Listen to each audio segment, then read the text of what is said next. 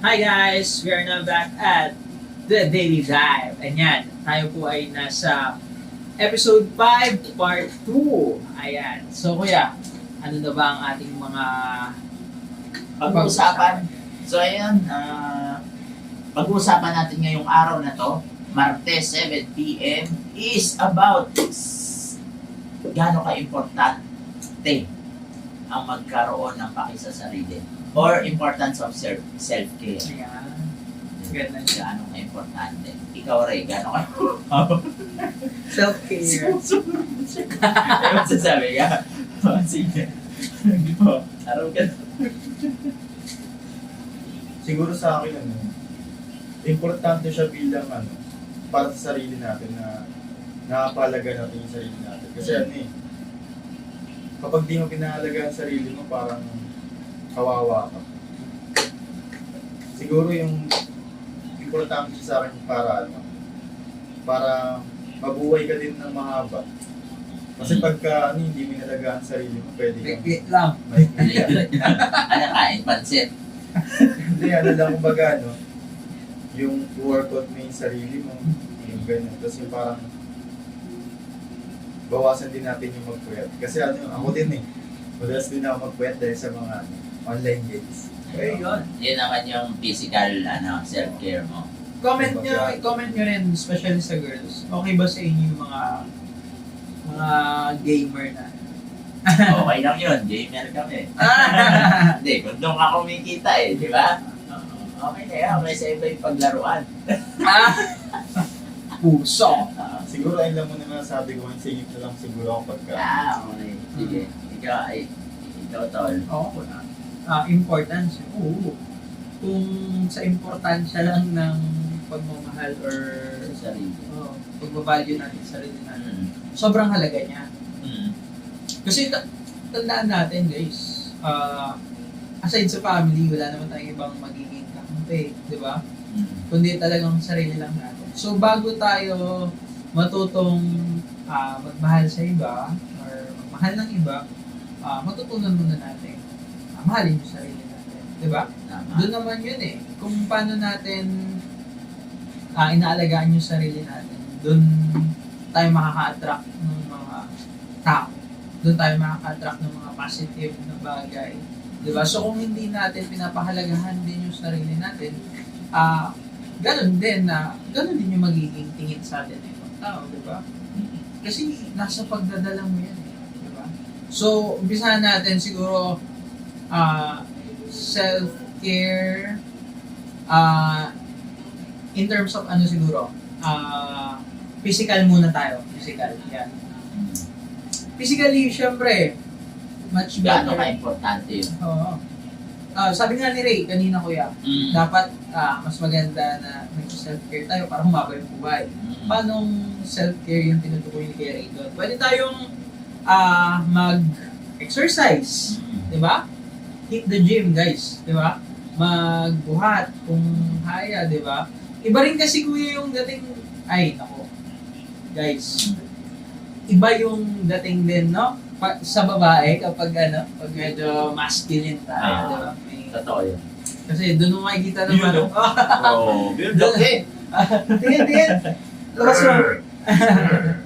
Doon kasi nung makikita na parang kaya kang protektahan nito. Parang may part na gano'n, no? And yun, malaking yun, na tinitingnan din kasi ng babae, pagka inaalagaan mo yung sarili mo, malaking impact sa kanila yun na may self-control ka. Doon pa lang the way mong alagaan yung sa sarili mo, may Discipline, self-control, may no? discipline ka sa pagkain, ang laki nun, ang laki na. Kahit naman tayo, di ba, meron talaga yung nai-inlove sa ugali, pero tinitingnan talaga natin yung physical Oo, tama. na una na parang kung ganito siya kalaki, di ba niya inaalagaan yung sarili niya. Hindi kami kung may ma-offend man kami, pero para sa atin to, kasi hindi naman ako ganun kapayat, pero nakita ko talaga yun. Yung may nakakadate ako na parang, ayaw man yan sabihin, pero parang nasasabi niya, parang ang taba ako na. Ganun, parang okay pa naman Pero yun nga, nakikita ko kasi yung discipline. Discipline mo sa sarili mo. And para sa'yo naman talaga yun. Tama. Di ba? Ano Ano ba talaga ng yun? lagi nating sinasabi na win-win siya, guys. Hindi lang siya para makita ng ibang tao na parang makaangas mo, astig mo, di ba? Para rin mismo sa sarili mo. Kasi health, di ba? Isa rin yun sa health. Di ba? Kung physically fit ka, isipin mo, guys. Isipin nyo, guys, na may mga, kuya, may napanood kasi ako. Anak niya, yung anak niya parang yung ang tawag sa ganun, yung tinutulak na yung may baby, tas ganun. Stroller? Stroller, yun. Tapos ngayon, medyo pababa yung daan. Nag-ayos siya ng niya. Biglang umandar yung stroller. Kaya taba ng tatay. Hinabol niya yung anak niya, hindi niya mahabol. Di ba? Hindi lang siya para magyabang or i-brag mo kung ano yung meron ka. Para rin siya para sa mga tatay dyan, alam ko, may mga nakakapanood din, no? Para rin maprotektahan natin yung mga mahal natin Sa sitwasyon. Mas maganda talaga kasi may fit ka. Pray mo, kuya, may gera, no? Tapos, hindi ka makapalag, no? Makapalag no? Ay ko, magka-zombie. Diba, paano ko tatakbo nun? Pambihira. Pwede, kape-kape ka, patong mo sa gano'n. Pero ang hirap kasi pagka di mo nalagaan yung sarili mo. Ano yan? Kunyari na sinasabi nyo na ang hirap mag-diet. Una yung maano sa sarili nyo, yun nga, may discipline ka, self-control, doon pa lang panalo ka na Pag napagtagumpayan mo yun medyo bawas ka sa kain, Puyat. oo, doon sa mga nakakaano. So, yun, and sa mga dyan, dalaga, binata, na alam natin na mas madaling pumorma pagka fit yung katawan mo.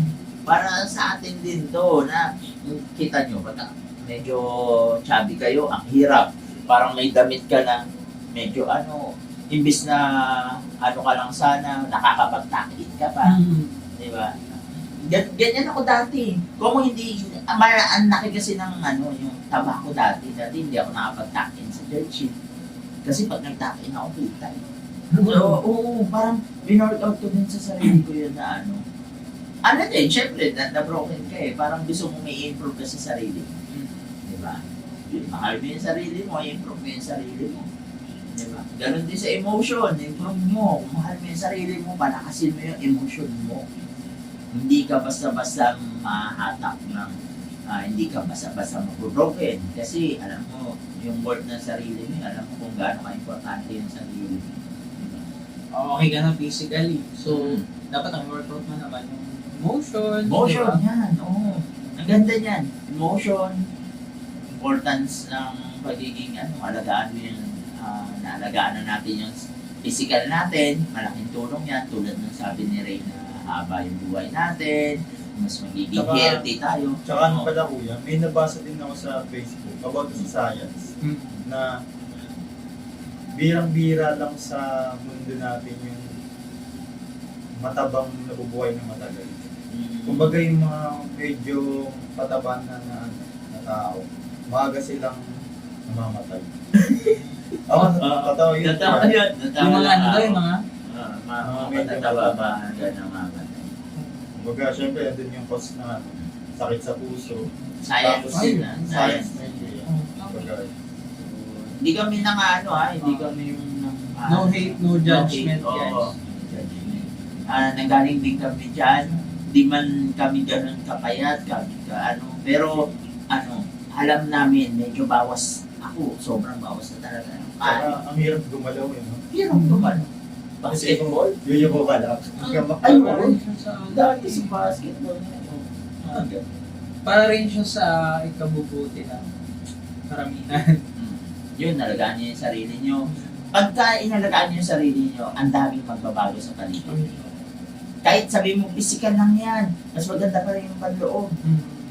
Lalabas at lalabas yung kung gaano kaganda yun sa loob mo, lalabas yan into physical. Kasi kunyari, ang ganda ng loob mo, meron kang self-control, meron kang ano, lalabas sa Magmamanifest. Magmamanifest yan.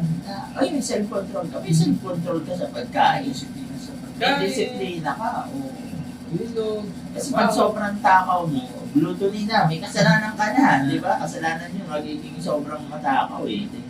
Tingnan nyo na lang. Tsaka, ayun, ano din, yun nga, isa sa na-enjoy ko, nagkakaroon talaga ako ng self-control sa pagkain dati. Kasi, ay, may pera na ako, bili ako ganito, ganito. May times na talaga na ano, parang Sunday lahat kinakain ko. Monday, kumakain din ako ng sakto. Pero yung Tuesday to ano, medyo hindi na yan. Ganun din ako eh. Sunday to cheat day. Cheat day, kakayan. Oo. Tapos pagdating ng Monday, need ko rin maglagay kasi may basketball kinagabi. Oo, yan. Oo, May ganon. energy Oo. nakastore sa akin. Tapos yung Martes to, ano na. Medyo magpo-fast ka na. Intermittent fast. So ayun guys, sabay-sabay tayong magpa-improve ng sarili. Health natin yan. Health is wealth. Di ba? Oo. And kasabay nun, kung physically fit ka nga, and okay ka sa physical, and then, X naman yung emotional mo. X, ano din, diba? Pangit din. Kailangan Alagaan. talaga balance. Kaya, Alagaan. kailangan emotionally stable din tayo, healthy tayo emotionally. Yung, unang-una dyan, syempre, paano natin maalagaan yung sarili natin or yung emotional needs natin. Syempre, unang-una, sa Lord. Diba? Kailangan make sure natin na sa isang araw or sa buong maghapon, huwag tayong papayag na hindi natin nakakausap ang Lord. Diba? Make time, devotion, dwelling, di ba? Ay, ako, ang sarap sa pakiramdam na umpisa pa lang ng araw mo, alam mo nang kasama mo ang Lord. Isa yun sa napakalaking factor kung gaano mo pahalagaan yung sarili mo. Halagaan mo yung spiritual life. Ay, Lord. Kasama. Makikita mo kung gaano mo pinapahalagaan yung sarili mo pag pinapalakas mo yung spiritual life. Nakita naman natin yan na pag medyo alanganin yung spiritual life natin, tagilid eh. Isip mo, the way mong kumilos, medyo sablay na. Kaya ang laki ng impact na spiritual life mo. Huwag na huwag mong kakalimutan mag-pray. Napakahalaga niyan. Mag-pray ka. Kahit sabi mong busy ka, pagkagising mo, pray ka, ganito. Whatever you do, pray. Pag-pray mo talaga. Ano man, ano yung sabi sa Bible, di ba? Kahit kumain, umiinom ka, ibigay mo para kay Lord. Do it for the glory. No, do it for the glory of God. So, yun, napakahalaga nun. Guys, isa sa sikreto yun. At bina-workout pa rin namin yun. Tama. Bina-workout namin yan na gusto namin mag-improve din yung pagiging spiritual namin. Kaya sa mga susunod na episode namin, guys, usapang Lord Yeah. na to. Pero sisingit-singit pa rin natin yung mga about sa realidad. Pero this time guys, gusto namin ibigay din. Oo, mag-glorify si Lord kahit sa ginagawa na.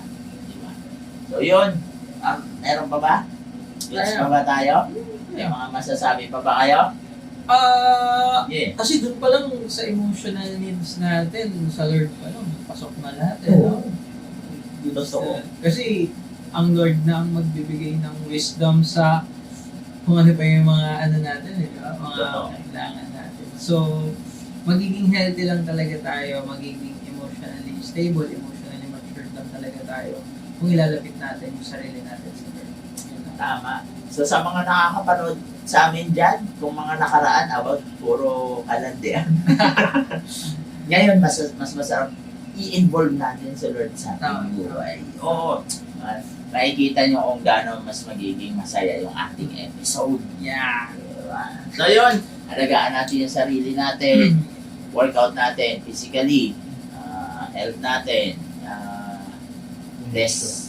emotional, spiritual, di ba? Pag natutunan natin alagaan sarili natin, guys, nako, dadating din yung mag-aalaga siya. Yung matututunan natin kung paano mag-alaga ng iba. Yeah. Baby. Yeah. Shout out sa mga nanonood. So glory to God. Praise God. Thank you, Lord. Ito na.